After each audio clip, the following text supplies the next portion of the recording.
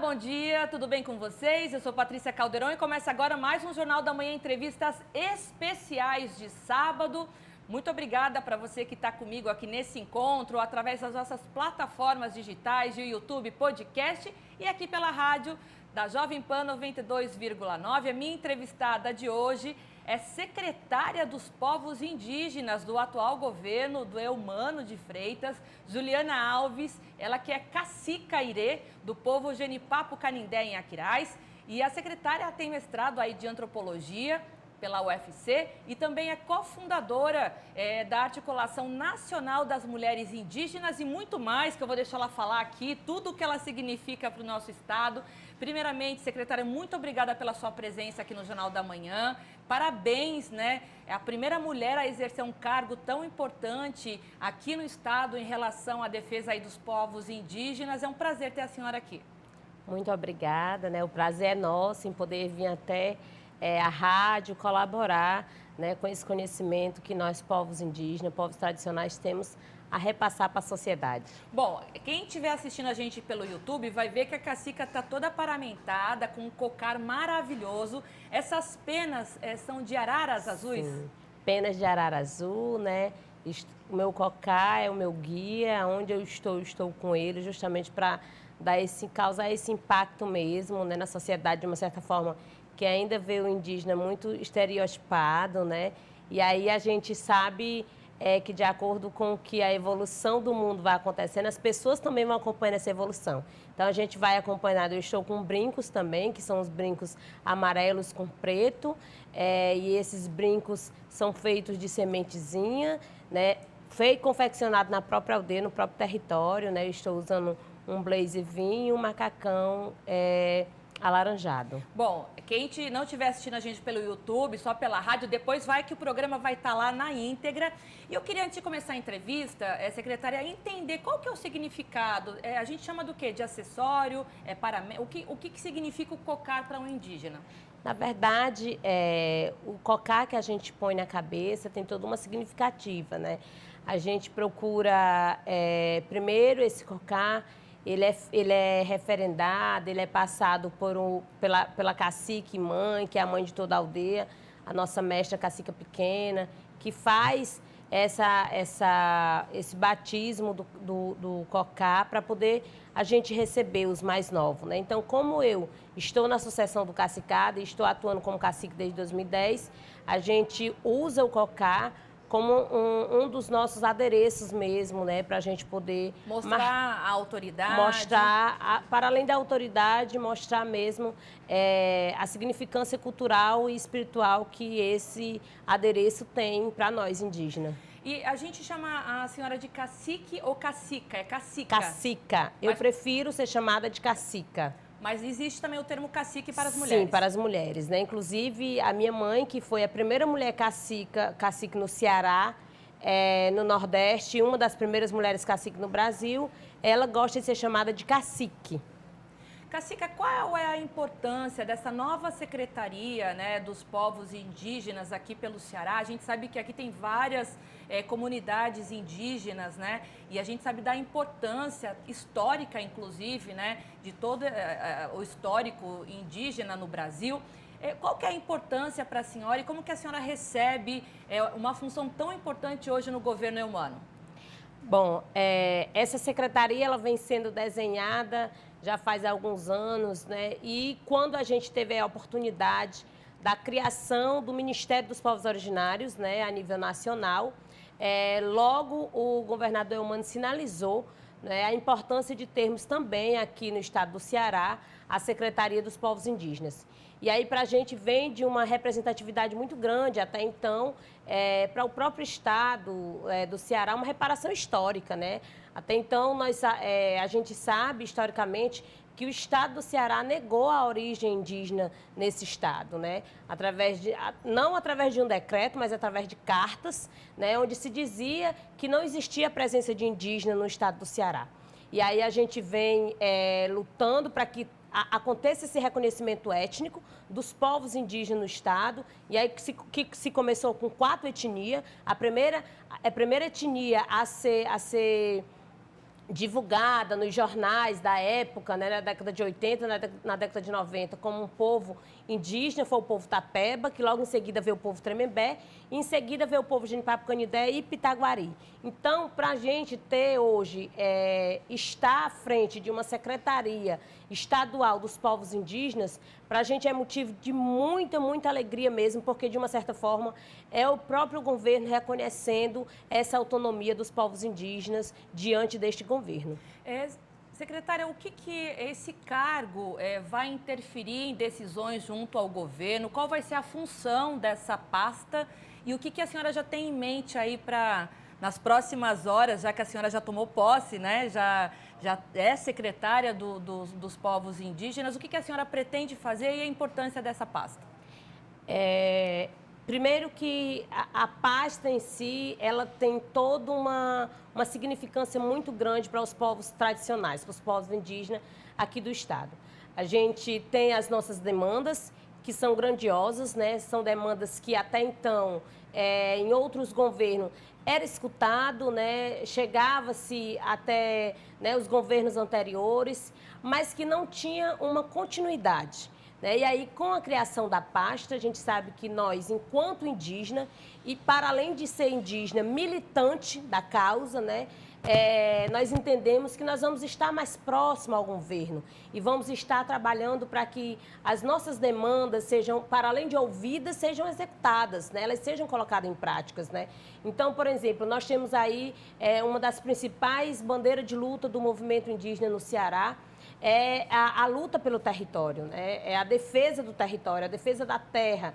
E aí nós sabemos da importância que é termos essa defesa pelo território e sabemos que tendo um governo que tenha escuta, mas que também tenha vontade de concretizar essas ações, facilita muito para nós, povos indígenas. Então, eu pretendo, durante esse período que nós estamos, por enquanto, nessas primeiras horas, nesses primeiros dias, está sendo desenhado toda a estrutura da secretaria, é tudo muito novo para a gente. Estamos montando a questão da equipe, de quem vem trabalhar, de quem vai estar atuante junto com a gente nesse processo mesmo de trabalho. E aí a gente já recebeu algumas demandas, por exemplo, nós temos aí os professores indígenas que precisam conversar de imediato com a secretária Eliana Estrela, né, sobre a questão do concurso, que precisa sair do papel e realmente acontecer, precisa agora, nesses primeiros meses, saiu o edital do concurso para professores indígenas, precisamos dar continuidade porque as vagas vão continuar ociosas, né? Vamos continuar com professores que infelizmente não vão conseguir porque as vagas são poucas, diante do número de profissionais que nós já temos na educação.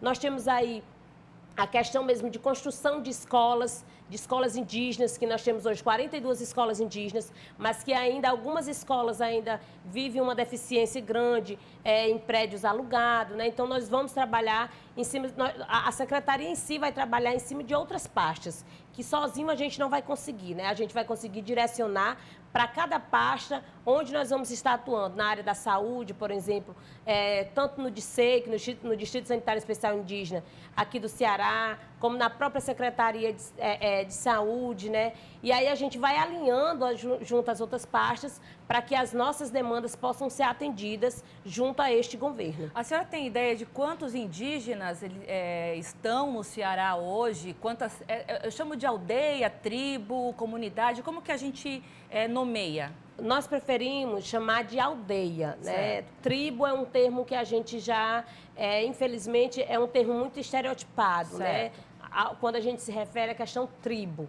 Eu gosto de perguntar porque tudo é novo para a gente também, né? Então é bom que a gente fale correto. Sim. A senhora tem ideia de quantas aldeias estão no Ceará hoje? Hoje nós já somos mais de 15 povos, né? Mais de 15 aldeias no estado do Ceará.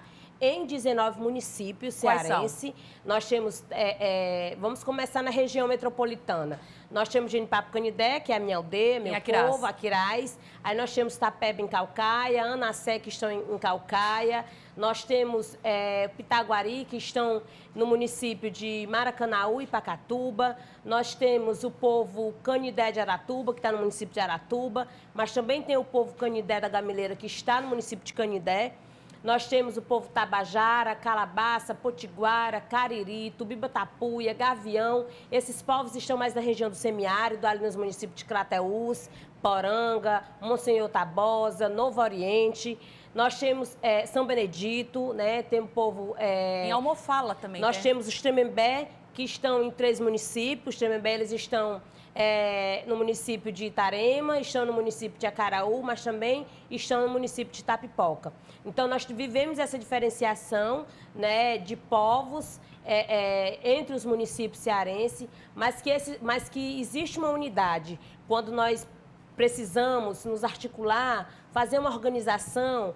Por exemplo, antes de eu receber o cargo em si, convidado pelo governador, nós sentamos antes, o movimento indígena sentou antes, para poder comungar ao nome, poder dizer que realmente era um nome que era bom para essa pasta, né? Então, assim, existe toda uma articulação e a gente sai catando todo mundo, de cada município, de cada povo, vê uma representação de liderança para a gente poder tomar as decisões conjuntamente, né? A gente não consegue tomar decisão só.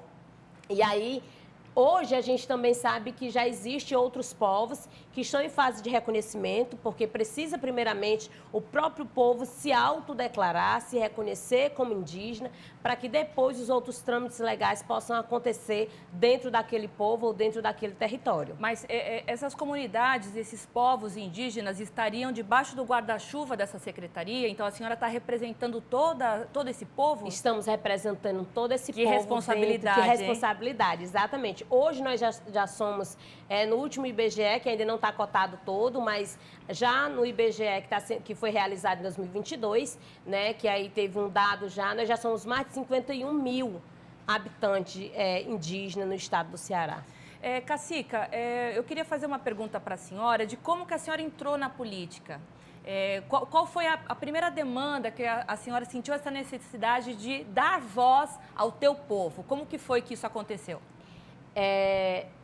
As pessoas confundem muito a questão política com a questão de berço, né? Assim, quem já vem de famílias públicas, políticas, é quem vai para essa missão.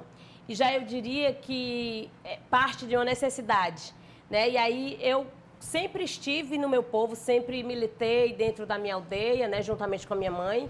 E aí eu sempre ouvia dela, ela dizer que havia se arrependido de quando ela, muito jovem ainda, tinha recebido um convite para ser vereadora da cidade de Aquiraz e ela não aceitou. Ela não aceitou porque segundo ela achava que não daria conta, né? E aí eu fui crescendo, fui estudando e fui vendo, e aí eu sempre falava para ela, mãe, a senhora deu conta de tantas coisas, mulher, tu é tão grande assim, como é que tu não daria conta de estar, por exemplo, na Câmara de Vereadores do teu município, né? Sendo uma parlamentar. E aí, isso sempre me instigou muito por conta das necessidades que dentro do meu povo ocorre, que ainda tem até hoje. Por exemplo, a questão de infraestrutura, né? A questão de saneamento básico, a questão de iluminação pública. E que tudo isso a gente ia se fazendo reuniões na comunidade, as pessoas vão, de uma certa forma, cobrando. Como liderança. Como né? liderança. E a gente vai botando a mão na cabeça e procurando meios de como chegar até a gestão municipal, de como chegar no parlamentar para poder ajudar nesse processo. Até então, quando a gente fazia muito, tentava fazer essa conversa com os parlamentares, né, com as gestões municipais, e a gente nunca era ouvido, né? E aí até sair, quando a gente começa a ter domínio pela questão da Câmara, porque lá na minha aldeia nós temos uma escola de cinema, né? E aí até a gente ter domínio em gravar, usar o telefone, usar a tecnologia em nosso favor para a gente poder também fazer as denúncias, né? Com relação à questão de situações que ocorrem, por exemplo, na época chuvosa, tem uma passagem molhada onde fica muito alagado, né? Então, assim, e todo ano é para gestão reparar, mas que infelizmente não consegue, devido a questões de demandas mesmo que a própria gestão tem.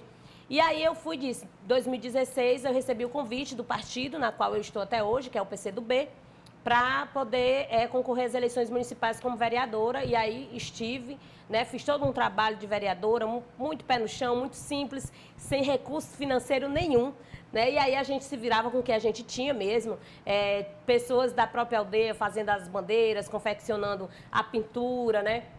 E aí a gente foi trabalhando da forma que a gente achou que a gente poderia estar atuante. E quando foi agora para 2022, não passava de maneira nenhuma na minha cabeça ir para a eleição a nível de Estado, né? Ser candidata a deputada estadual. E aí, quando surge o convite, mas esse convite ele surge praticamente das mulheres indígenas, da nossa articulação a nível nacional. E a gente montou um projeto para que as mulheres indígenas elas saíssem candidatas nos seus estados, para fortalecer a luta das mulheres indígenas em todo o território nacional. E aí é tanto que a gente tem como lema de campanha do chão da aldeia ao parlamento. Né? Porque a gente foi buscando se fortalecer, todas as mulheres, de acordo com as necessidades de cada povo, de cada região, para que essas mulheres pudessem estar articuladas. E aí a gente recebeu algumas orientações, não só partidárias, não só do partido, mas de organizações que acompanham o movimento de mulheres indígenas a nível nacional. Inclusive temos uma ministra agora, né? Inclusive temos uma ministra, governo Lula. Né? Exatamente, Sônia Guajajara. A gente costuma dizer que Sônia é a mãe do Brasil. E aí, como forma até mesmo de mostrar que os povos indígenas brasileiros têm essa militância e têm esse conhecimento, a gente montou todo esse parlamento, né? Desde a nível estadual como a nível federal. E a gente teve aí 5 indígenas, mulheres que tiveram sucesso, sendo dessas 5 mulheres, 2 que militam dentro da esfera do movimento indígena. Porque, como sempre a gente fala, não basta ser mulher indígena, precisa militar dentro do movimento, precisa entender da luta, das causas, ter essa apropriação para poder representar o movimento. A gente sabe que durante os últimos 4 anos nós tivemos muitas pastas sucateadas, né, como foi também o órgão da FUNAI. Como que a senhora recebeu a notícia do órgão sendo reaberto agora? Para a gente, todas essas pastas que estão sendo reabertas, inclusive a CNPI, né, que é o Conselho Nacional dos Povos Indígenas, que também está sendo já reestruturado. Para a gente, a própria FUNAI, que infelizmente foi completamente sucateada. Para a gente, agora é missão de trabalho. É a gente trabalhar mesmo, é a gente pegar toda a estrutura que se já não tinha como existência, até a própria defasagem técnica que se tinha, né? Toda a negação de direito que ocorreu durante todo esse período que a gente vivenciou aí. E então, assim, para a gente é motivo de muita alegria, mas a gente também sabe que os desafios são grandiosos. E que a gente, tudo que os povos indígenas conseguiram até hoje, tudo foi com muita luta. E a gente também sabe que vai continuar com muita luta. Mesmo hoje, a gente estando em um governo favorável aos povos indígenas, favorável aos movimentos sociais, mas nós também entendemos que a gente precisa continuar lutando, precisamos continuar na cobrança para que se tenha esse atendimento de prioridade para esses povos. Antes de terminar o primeiro bloco, Cacica, qual vai ser? Tem já uma data marcada aí para o encontro com a ministra Sônia, lá em Brasília? Nós estamos querendo muito ir para a posse, né? A posse das mulheres indígenas, que será agora em fevereiro, que vai acontecer, e também a pré-marcha, a organização da pré-marcha nacional das mulheres indígenas que nós fazemos. Então, provavelmente, no início de fevereiro, a gente se encontra com a ministra, mas nós estamos praticamente em contato direto, porque nós temos um cearense, um indígena cearense, Veibe Tapeba, que está cuidando da pasta da CESAI, que é da Secretaria Especial de Saúde do Índio, da Secretaria Especial de Saúde Indígena, e que está ligado e que está conversando diretamente com a nossa ministra, Sônia Guajajara. Esse encontro vai ser incrível. Vai ser incrível, exatamente. Bom, eu vou para um rápido intervalo, mas eu volto daqui a pouquinho, porque ainda tenho muito o que conversar aqui com a secretária, a Cacica Juliana, Cacica Irê. Eu perguntei para ela no início, eu chamo você de secretária Juliana, de Cacica Irê, então a gente pode chamar das duas formas que está tudo certo. Eu vou para um intervalo rapidinho e volto já já. Estamos de volta aqui no seu Jornal da Manhã, entrevistas especiais de sábado. Hoje eu entrevistando aqui a secretária Juliana Alves, Cacica Irê. Cacica, o primeiro bloco a gente conversou sobre muita coisa das articulações políticas da sua pasta, né? Então, para mim é um prazer ter você aqui no estúdio. Para quem não acompanhou o primeiro bloco, depois corre lá para o YouTube. A Cacica tá toda paramentada aqui com um cocar lindo de penas de arara, das araras azuis, né? Cacica, a gente estava falando da demarcação de terra, né? Que hoje é um assunto muito polêmico entre as comunidades indígenas, né? O que aqui no Ceará, de fato, acontece que a senhora precisa, assim, de colocar como meta do seu trabalho dentro do governo humano? Com relação à questão da demarcação territorial, nós estamos estudando as terras que já estão nessa fase. Porque a demarcação territorial ela passa por várias fases, né, de um processo. E aí algumas já estão nesse trâmite mesmo, demarcatório, desintrusão e homologação. Inclusive, a terra indígena da Barra do Mundaú, a terra indígena do povo Tremembé da Barra do Mundaú, é uma das terras que já estão nessa fase já de conclusão de processo. E aí, nós temos outras terras indígenas, por exemplo, a terra indígena do povo Jenipapo-Canindé, do povo Tapeba, do povo Pitaguari, que se encontra ainda em fase demarcatória, mas que ainda não tem um passo acima de como é que vai se dar essa demarcação. Porque nós precisamos entender que, para além da boa vontade do governador Eumano de Freitas de atuar diretamente com relação a uma das prioridades, ser a demarcação territorial das terras indígenas, nós precisamos alinhar juntamente com a FUNAI, né, que é a Fundação que agora não é mais Fundação Nacional do Índio, agora é Fundação Nacional dos Povos Indígenas, mudou a nomenclatura do nome. Precisamos alinhar com a FUNAI, precisamos alinhar com o próprio governo federal, para que esses processos dessas terras que já estão nessa fase de demarcação, elas possam ter andamento.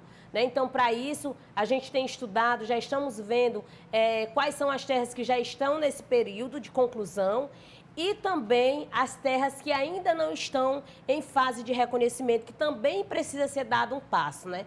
Para isso, a gente tem toda a boa vontade do nosso governador, inclusive, ele reforçou isso, de que uma das vontades dele é que essa questão dos processos de demarcação territorial das terras indígenas, elas tenham andamento e tenham êxito, né? Porque a gente sabe que vem de vários pontos, de vários processos, mas que é preciso ser dado uma continuidade. Para isso, a gente sabia que nós não tínhamos ainda, nas chefias da Fundação Nacional do Índio, pessoas com compromisso, mas agora nós vamos ter. Nós temos aí a nossa, antes, deputada federal, que agora assumiu a pasta da presidência da FUNAI, a Joênia Wapichana, que vai estar assumindo essa pasta, que está assumindo essa pasta, né? E aí a gente sabe desse interesse que os povos indígenas e o governo estadual e o governo federal têm de atuar com relação à demarcação territorial dos povos. É a primeira vez que uma Secretaria de Povos Indígenas é aberta aqui no estado, se não me engano. Sim, é a primeira vez. Então é uma importância grande. Primeiro pela pasta, por ser uma novidade, e segundo por uma mulher estar à frente, né? Exato. Como que a senhora está vendo toda essa responsabilidade de estar estreando aí nessa pasta aqui no governo? Bom, nós ainda, eu costumo dizer que nós ainda estamos pairando, sabe? Tentando entender todo esse processo mesmo, mas ao mesmo tempo também muito com os pés no chão, né? Entendendo que em alguns momentos eu serei cobrada pelo próprio movimento, né? Pelos meus próprios parentes, né? E aí vem muito na cabeça das pessoas também, porque eu já não passo mais a ser apenas a cacica Irê, que comandava um povo, né, dentro dessa estrutura de organização. Mas eu passo a ser a Juliana Alves, né, caciqueira, secretária da Secretaria dos Povos Indígenas. Vai ter que se separar, exatamente. Né? E que a gente sabe, né, que em alguns momentos a gente vai ter que atuar como governo mesmo. Né? A gente vai ter que atuar de acordo com que o próprio governo ele vai estar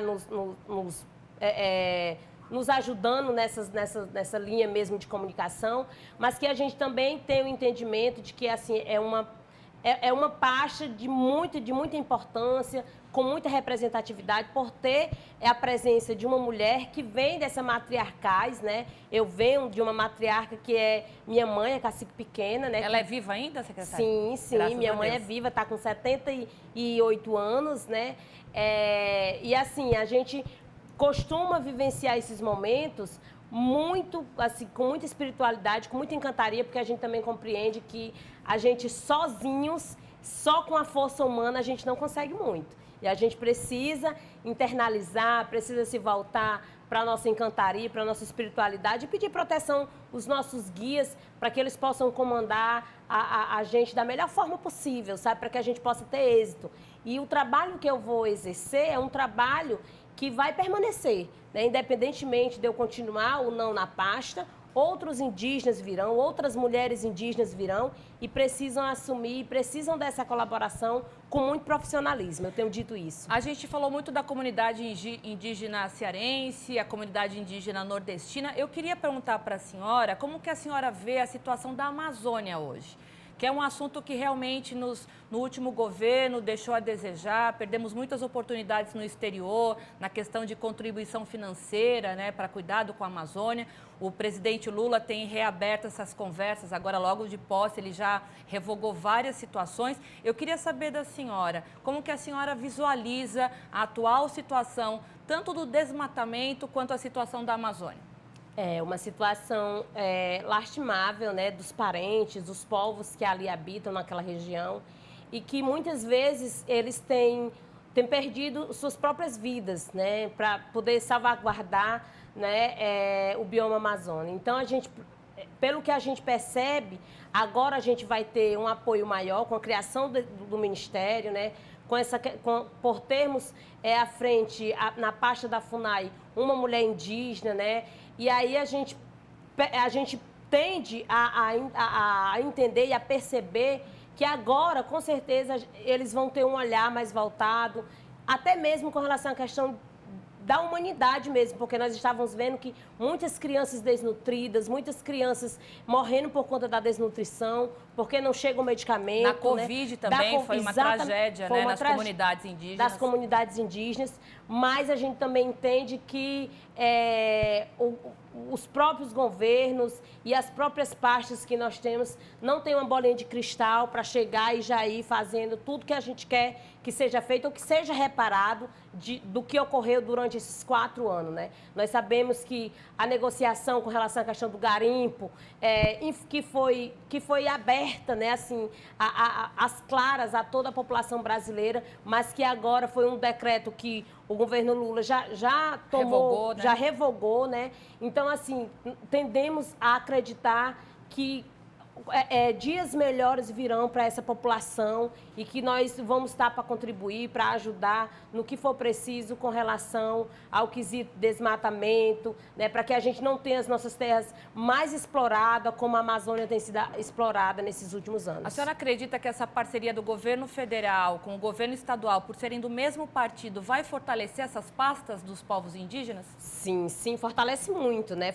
Quando nós estamos, de uma certa forma, na mesma federação, o quesito de participação e o quesito de interesses de que se tenha sucesso nas pastas é um. Mas, infelizmente, quando se tem governos, né, por exemplo, nós temos o nosso presidente Luiz Inácio Lula da Silva, mas que, de repente, o governo não é da mesma base aliada, infelizmente, a divergência e que a questão política, né, acaba que sendo soberana aos próprios, as próprias problemáticas e as próprias do que precisa para aquela devida população, né? Então, assim, às vezes o quesito partidário, governadores, gestores municipais, acabam que levando muito em conta do que propriamente a problemática da população que precisa ser resolvida. Cacique, a gente falou bastante sobre política, mas eu queria entender como que acontece numa comunidade indígena. O que vocês tentam manter de tradição? Conta alguma curiosidade para a gente poder entender, porque acho que muita gente ainda pensa que os índios andam nus, né? Batem tambor o dia inteiro. Mora na hora, pronto. E não é assim, né? Eu não lembro qual o nome do jornal, mas não foi o Jornal Povo, não sei se foi o Jornal News, mas que tinha lá uma publicação com relação à questão da Secretaria Estadual dos Povos Indígenas, onde tinha um internauta que simplesmente escrevia o seguinte comentário: e essa secretaria vai servir para que indígenas, se aqui no estado do Ceará não tem indígenas, né? Onde estão esses indígenas, né? Infelizmente, ainda a gente está em pleno século XXI e que as pessoas ainda desconhecem mesmo da questão dos povos indígenas no estado do Ceará, né? Desconhece a totalidade de povos que aqui existe. E isso é um fator que, infelizmente, a gente sabe que ainda vamos promulgar muito tempo para poder sanar. Desmistificar essa questão das pessoas olhar para o indígena e ver, mas ela está vestida, mas ela tem, ela tá de salto alto, ela tem celular, sabe assim, que são coisas tão de um estereótipo assim tão que a gente procura ver como responder, que a gente não consegue, sabe? As pessoas entendem que os indígenas só os que estão na Amazônia, né, na Amazônia brasileira, e que a região Nordeste não existe essa presença, né? E nós entendemos, né, que a gente até compreende esse desconhecimento. A gente sabe que uma base que nos traz esse conhecimento é a base da educação, é nas escolas que a gente aprende. E como na escola a gente vive o nosso Fundamental 1, o nosso Fundamental 2, estudando naqueles livrinhos de história de quem descobriu o Brasil foi Pedro Álvares Cabral, e tá lá a figurinha do indígena, né, sem roupa, né, morando numa oca. Então isso, se você chegar na universidade e você não for trabalhar com povos indígenas, fazer um trabalho de campo, fazer a tua pesquisa com relação aos povos indígenas, tu desconhece completamente. Só deixando claro que ainda existem comunidades indígenas que elas estão no meio da floresta, por exemplo, né? Sim, ainda tem povos vivem de forma totalmente isolados, né? Mas que não é o caso do aqui. Ceará, não é o caso do Ceará, né? Mas a gente procura manter a nossa cultura, a gente procura manter as nossas vivências tradicionais. E aí uma das nossas vivências tradicionais, para além dos adereços que a gente usa, né, o cocá, o colar, o brinco, as mulheres o bustier, a saia e a pintura, né, que é muito forte, bonita, né? muito bonita e muito significativa, né? Os traços de uma pintura com genipapo, com urucum. Nós também procuramos manter as festas tradicionais, né? E aí aqui no estado do Ceará nós temos várias aldeias que fazem essa festa. Por exemplo, o povo Genipapo Canindé, eles fazem 2 festas no ano, que é a festa do Marco Vivo, que acontece no dia 9 de abril, né? A festa do Marco Vivo é uma festa que é referendada a uma planta, a um pé de imburana, e que depois ela é enterrada em uma das delimitações territorial do povo. E temos a festa do Mocororó, em referência à fartura do caju. E aí a gente faz vários tipos de comidas, né, preparadas pelo próprio caju. O próprio Mocororó, que é uma bebida sagrada dos povos tradicionais. Fala o que é o Mocororó, porque é como se fosse uma pinga, né? Mocororó é como se fosse uma pinga, exatamente. E ele embriaga, ele embriaga, dependendo da quantidade que você vai consumir, né? Eu experimentei uma vez o Mocororó. Eu fiquei bem alta. Mocororó, ele... Tem que apreciar com moderação. Embora o Mocororó ele não tenha nenhum tipo de álcool dentro dele. Não, mas a fermentação dele... É a fermentação do caju, exatamente, né? Que faz com que ele tenha esse teor alcoólico, Eu né? conheci o Mocororó porque eu acompanhei como é feito a cajuína. A cajuína. Né? Então, antes de chegar no processo da cajuína, tem essa fermentação que é justamente o Mocororó. Exato. Né? Eu falei, deixa eu experimentar isso daqui. Aí quem estava lá produzindo, tem certeza? Então, durante toda a produção, aí eu tomei uma tacinha. Sobe muito rápido.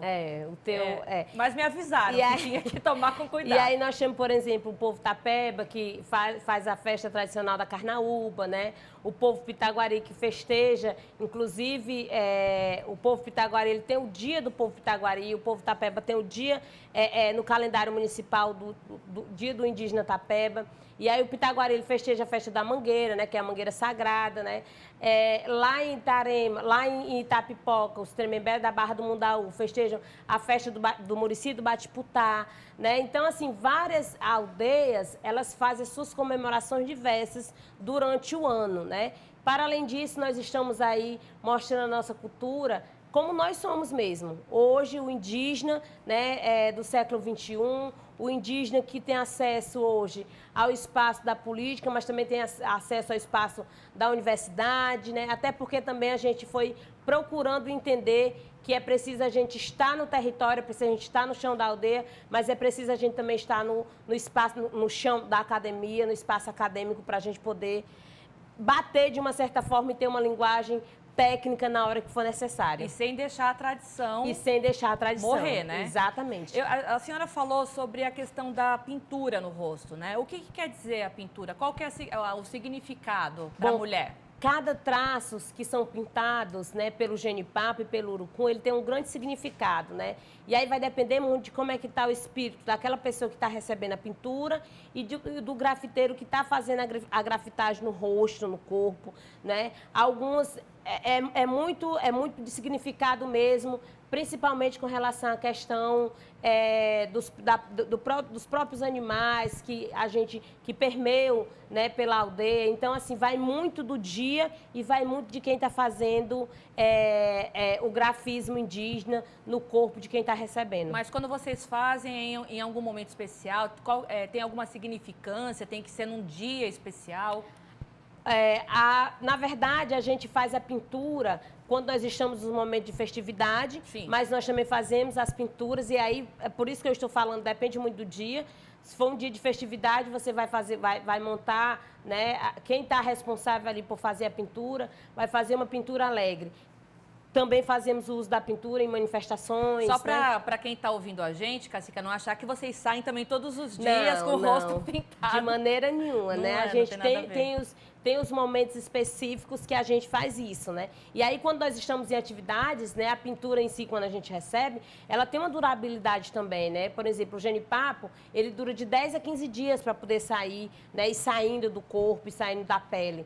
E aí, algumas pessoas até confundem o genipapo com a tatuagem mesmo, achando que, é tatuagem de rena, não sei o quê. E não é, né? A tinta que a gente usa, realmente, ela tem essa durabilidade, que é confundida, mas é uma tinta toda voltada para a questão espiritual, desde a hora que está sendo feito o preparo dela, à hora que as pessoas recebem.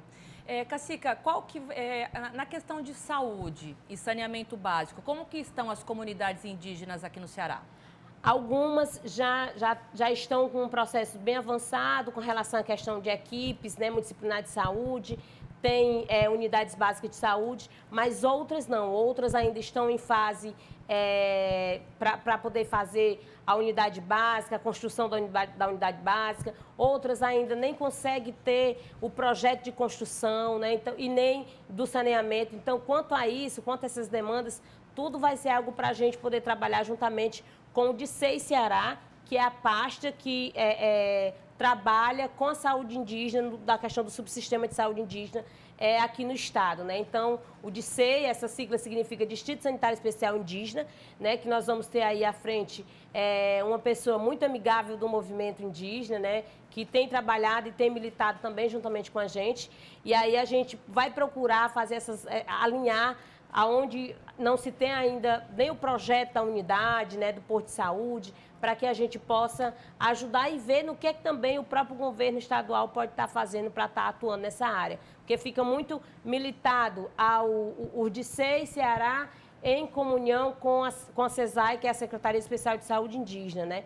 Então, a gente vai também procurar ajudar nessa questão para que as coisas possam minimamente se estender e sair do papel. Secretária Juliana Alves, foi um prazer te entrevistar aqui. Eu vou tentar fazer entrevistas especiais com alguns secretários, né, da pasta do governador Eumano de Freitas, os secretários no qual ele já colocou, deu posse, né? Então, a senhora está inaugurando aqui essa série de entrevistas. Então, eu gostaria de agradecer demais a tua presença, da importância realmente de uma personalidade indígena para poder dar voz a essas outras pessoas, né, que muitas vezes se sentem desprezados, né, meio que de lado, ou então que a voz não é tão ativa, que precisa realmente de alguém com voz ativa para poder representar. Então, é um grande prazer receber a senhora aqui. Muito obrigada, viu? De nada, a gente que agradece, né?